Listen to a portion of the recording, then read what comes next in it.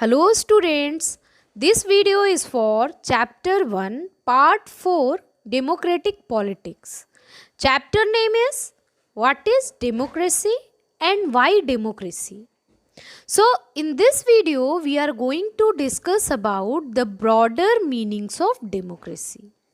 Till now we have discussed about the meaning of democracy, the features of democracy, and here we'll understand the broader meaning of democracy.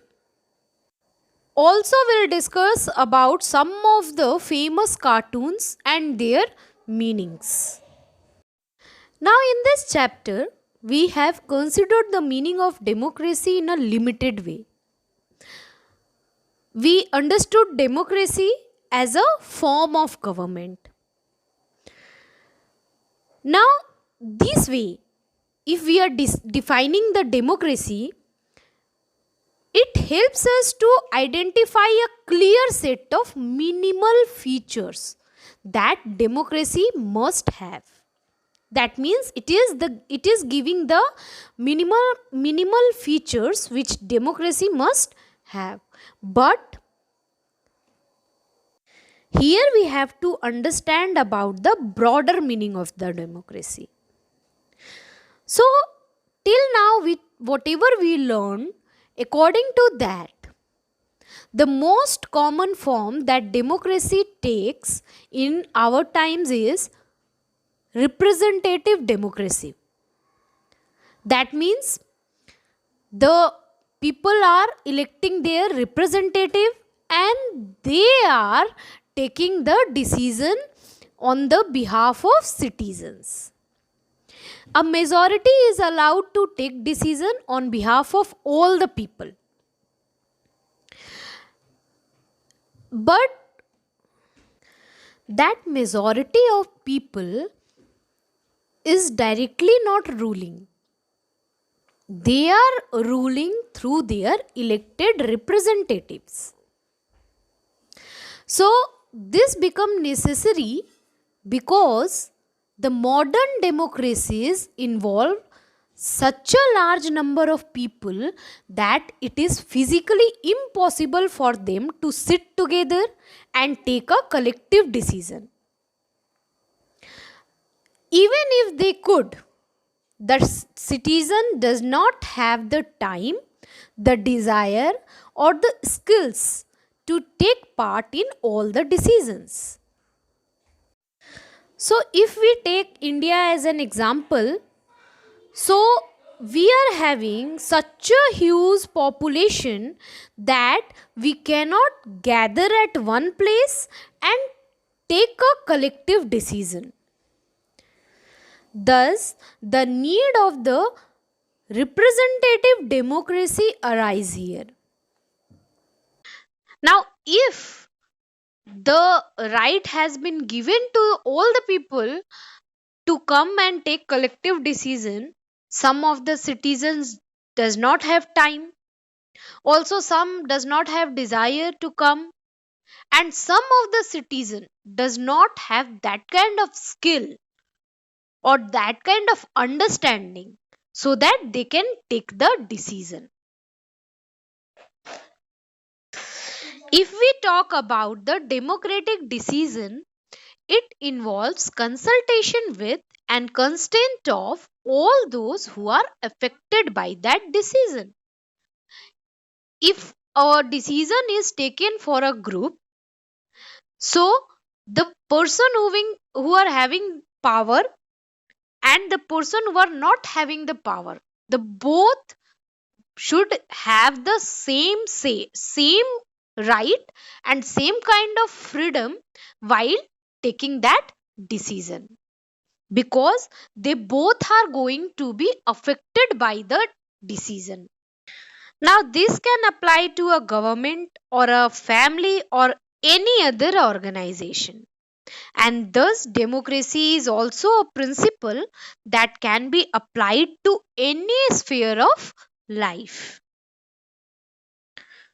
Sometimes we use the word democracy not to describe any existing government but to set up an ideal standard that all democracies must aim to become. And what are those ideal standards? So, here we'll discuss about that. True democracy will come to this country only when no one goes hungry to bed. In a democracy, every citizen must be able to play equal role in decision making. For this, you don't need just an equal right to vote.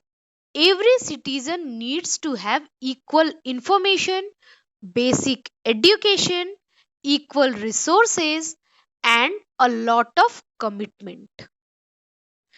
Because equality is the main theme of the democracy.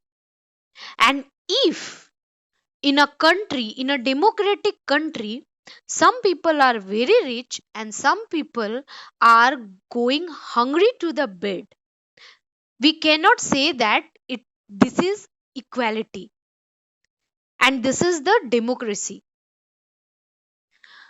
Also, a person can take decision only when they have the right amount of information, they have basic education, they have equal resources, so that they can understand the topic and can take the correct decision.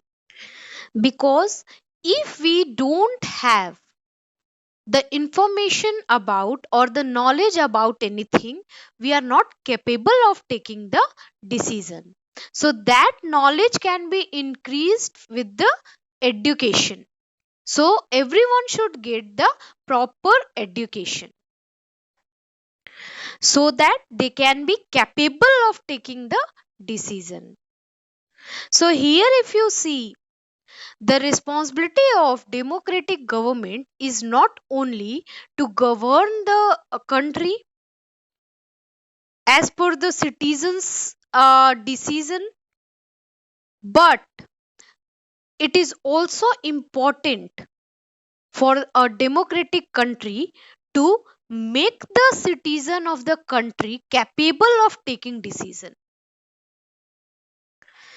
Now if we take these ideals seriously, then no country in the world is a democracy. Yet an understanding of democracy as an ideal reminds us of why we value democracy.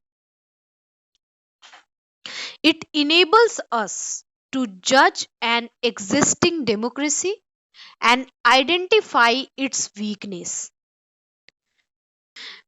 It also helps us to distinguish between a minimal democracy and a good democracy. Till now, we were only talking about the democracy and non democracy. But now, when we take the broader meaning of democracy, there is the difference and distinguish between minimal democracy and a good democracy.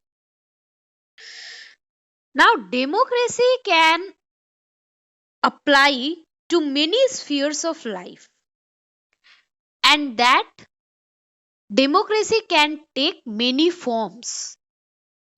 There can be various ways of taking decisions in a democratic manner, as long as the basic principle of consultation on an equal basis is accepted.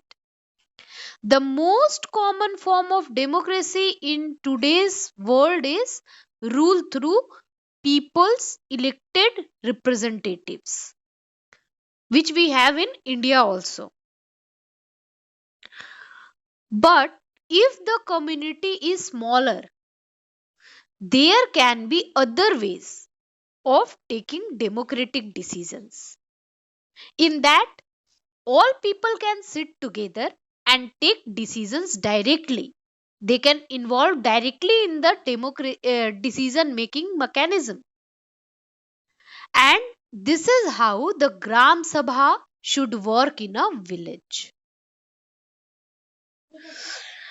This also means that no country is a perfect democracy.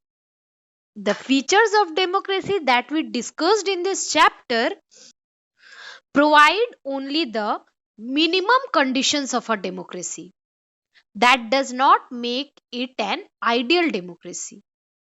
Now, every democracy has to try to realize the ideals of democratic decision making, and this cannot be achieved once and for all. This requires a constant effort to save and strengthen democratic form of decision making. It cannot happen all of sudden or at once. It should be a slow and gradual process. Now, whatever we citizen do can make a difference to making our country more or less democratic. If the people are participating in a proper way, it will be more democratic. And if people are not participating in a proper way, or the people are not skilled, not having enough knowledge, that can make the country less democratic. Now, this is the strength and the weakness of democracy. The fate of the country depends not just on what the rulers do, but mainly on what we as citizens do. Now, if we talk about the other governments like monarchy or dictatorship or one party rule, they do not require all citizens to take part in politics. In fact, they the non-democratic governments would like citizens not to take part in the politics. That will be beneficial for them. If citizens are not involving in the politics, they can run the country according to their wish. But the democracy depends on active political participation by all citizens. And that is why a study of democracy must focus on the democratic politics. Here you can see a picture of cartoon, and this cartoon was drawn when elections were held in Iraq with the presence of US and other foreign powers. So the question here is, what do you think this cartoon is saying? Why is democracy written the way it is? Here you can see M is bigger than other words. So why it is written like this? So the answer is, the cartoon is saying the democracy is being established in Iraq with the help of the US military power. Democracy is written in this particular way because it shows that it is not true democracy, and it is a mockery of democracy set up by the US for its own interest.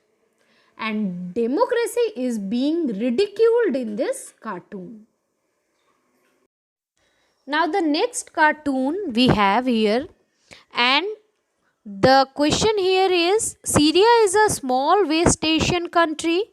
The ruling Ba'ath Party and some of its small allies are the only parties allowed in that country. Do you think this cartoon could apply to China or Mexico? What does the crown of leaves on democracy signify? So, here we can see the answer will be yes, this cartoon could be applied to China because there is one party rule in China. Before contesting elections, a candidate needs the approval of the Chinese Communist Party. So China cannot be said to be a true democracy. If we talk about Mexico, Mexico has multi-party system. Nationally, there are three large political parties, viz. Institutional Revolutionary Party, that is IRP, National Action Party, NAP, the Party of the Democratic Revolution, PDR.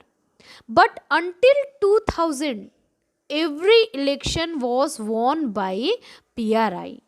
The PRI was known to use many dirty tricks to win elections. So the cartoon can be applied to Mexico until 2000 election. But in 2006 election, the PRI fell to third place behind both the PAN and PRD. And now Mexico has a coalition government. So this cartoon can be applied to China as well as Mexico, in Mexico till 2000 election. Now the crown of leaves means a circle of leaves that is worn on somebody's head as a sign of victory. The cartoon signifies that democracy has won in some of the countries of the world, but it is not accepted by all. Now this is the next cartoon which we have, and this cartoon was drawn in the context of Latin America. And the question is, do you think it applies to the Pakistani situation as well? Think of other countries where this could apply. Does this happen sometimes in our country as well? So, if we talk about the answer, the cartoon suggests the scene of Booth capturing with the gun, and this can be applicable to the Pakistan.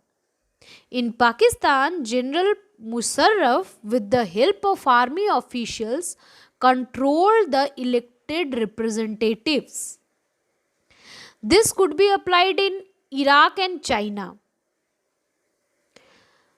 Booth capturing by the political hooligans happens sometimes in our country also. Now this cartoon was titled Building Democracy and was first published in a Latin American publication. Now the question is, what do money bags signify here? Could this cartoon be applied to India? And the answer will be, at the time of election, the political parties in the fray spend a lot of money to win the election. Not only political parties, the government also spend a lot of money to conduct free and fair election. The cartoon suggests that we establish democracy with the help of money power. And yes, this cartoon could be applied to India. Now this cartoon is about the Iraqi election held up after Saddam Hussein. Now he is shown behind the bars. What is the cartoonist saying here? Compare the message of this cartoon with the first cartoon in this chapter. So the answer will be, in one of the quotation of the cartoon, the cartoonist tell us about the equality of the right to vote and equal value of each man's vote.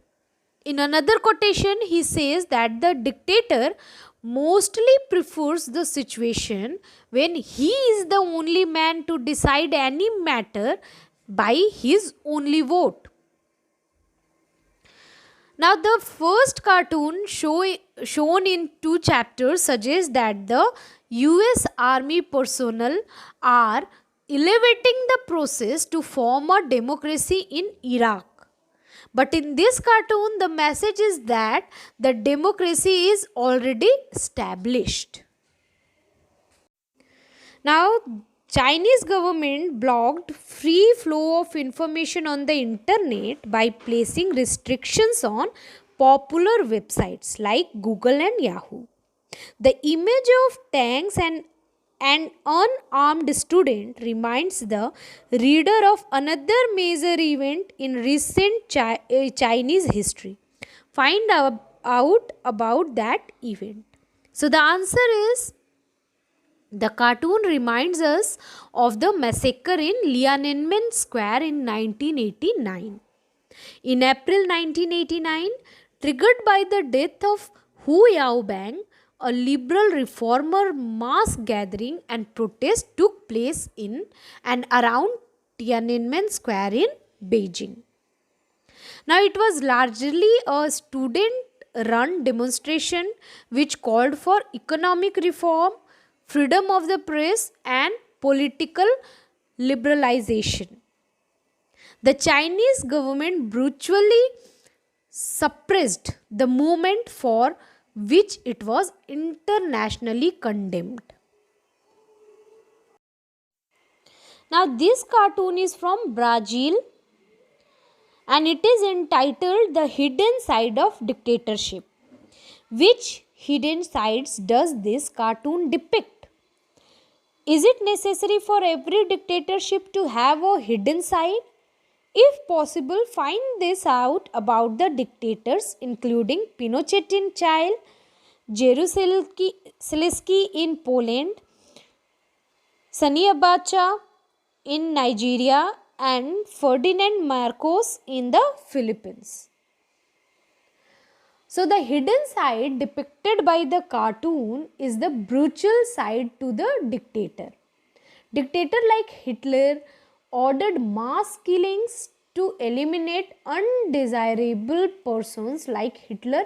Many dictators killed the innocent people who were against their orders. Now, this evil side of the dictator is shown in this cartoon. Now, it is not necessary for every dictatorship to have a hidden side, because if the dictator really wants to work for the betterment of people, he does not need to have a hidden side. Now, the revolt by the army took place in Chile on 11th September 1973 under General Augusto Pinochet, in which President Salvador Allende was killed. Pinochet became the president the country and ruled it for the next 17 years. Now, Jaruzelski was the last communist leader of Poland who was the head of the state from 1985 to 1990. He resigned from the power after the Polish Round Table Agreement in 1989 that led to democratic election in Poland. Now, if we talk about the Sani Abacha, he was a Nigerian military dictator and politician. He was the de facto president of Nigeria from 1993 to 1998. His period was tied to human rights violation and allegations of corruption. He hanged the famous social activist Ken Saro-Wiwa. He did not allow democratic process like elections in Nigeria. He was listed as the world's fourth most corrupted leader in recent history. Now, if we talk about the Marcos, he was the president of Philippines from 1965 to 1986.